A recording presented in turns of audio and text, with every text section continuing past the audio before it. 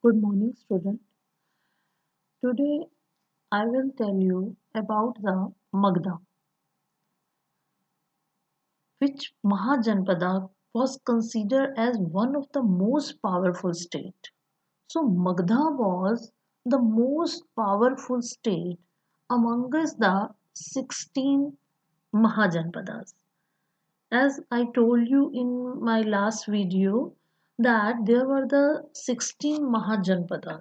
So out of that 16 Mahajanpadas, Magdha at present day Bihar area, that was the most powerful Mahajanpadas.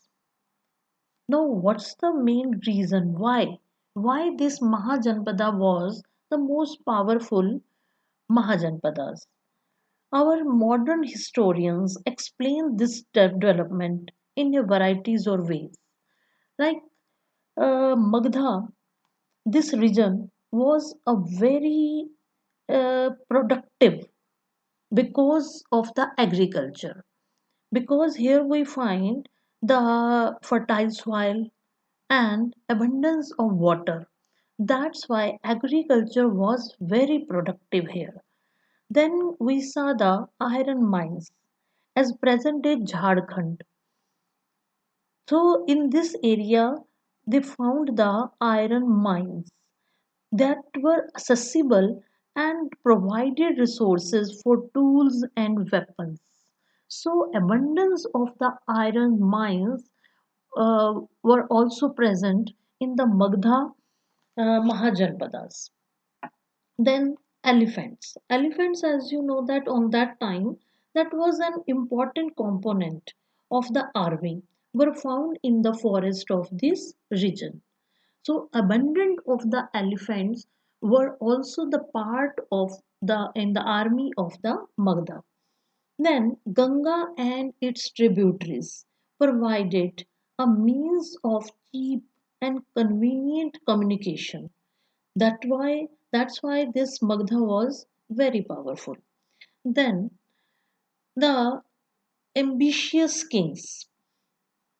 We also saw that in Buddhist and Jain literature that the kings of the Magdhas they were very ambitious, like as the Bimbisara, Ajatshatru, Mahapadmananda are the best known, and their ministers who helped and implemented their policies. That's why the Magdha was very powerful. Then Rajgaha. Rajgaha means the house of the king. This was the capital of the Magdha.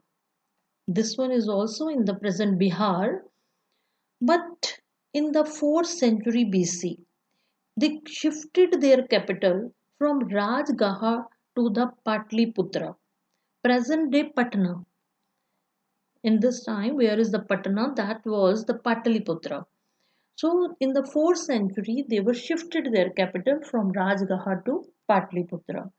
So and this was the command because why? Why they change their capital from Rajgaha to Patliputra? Because in this Patna or Patliputra, that was the commanding route and communication along the Ganga because this was very near on the bank of Ganga. So that's why they were changes their capital, and this was important for their navigation and as well as for their transportation.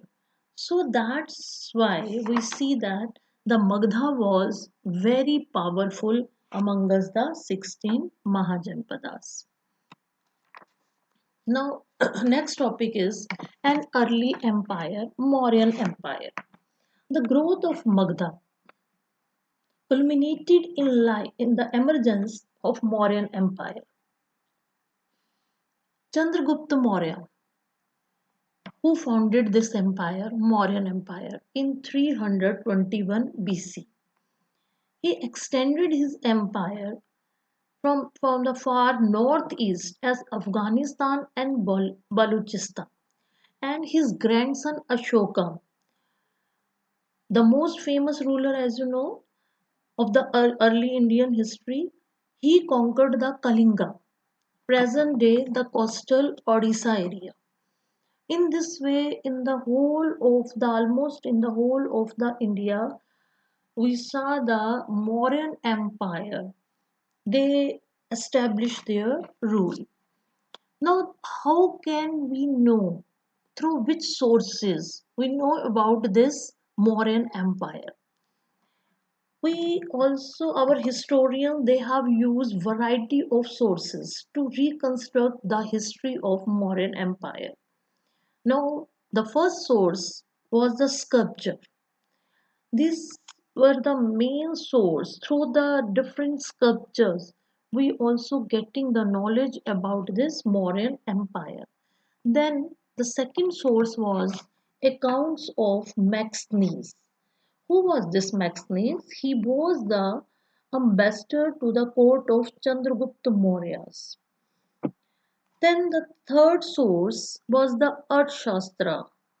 I think you already heard about the Kautilyas or Chanakyas.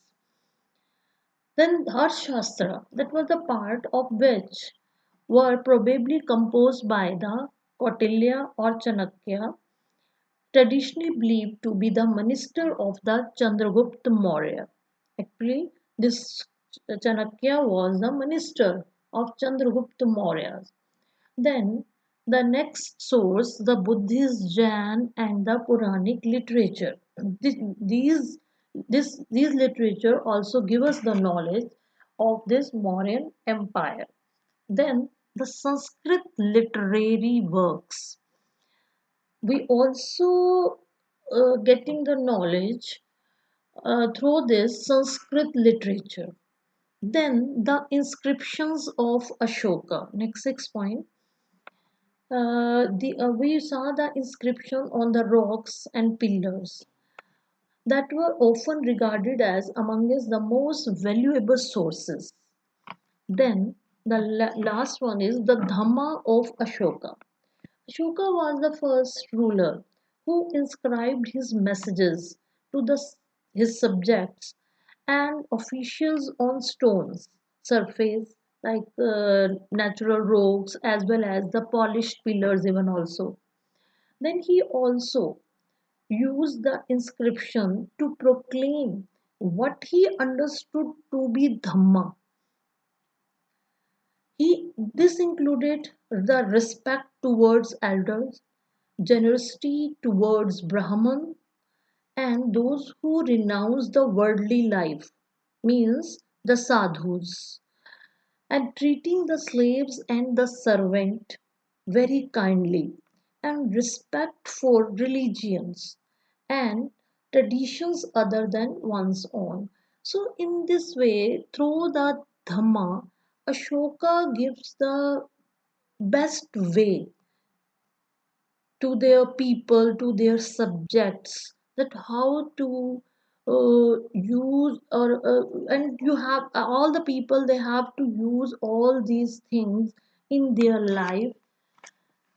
So in this way, through all these inscriptions, sculptures, literature, they give us the knowledge about the Mauryans Empire. Thank you, student.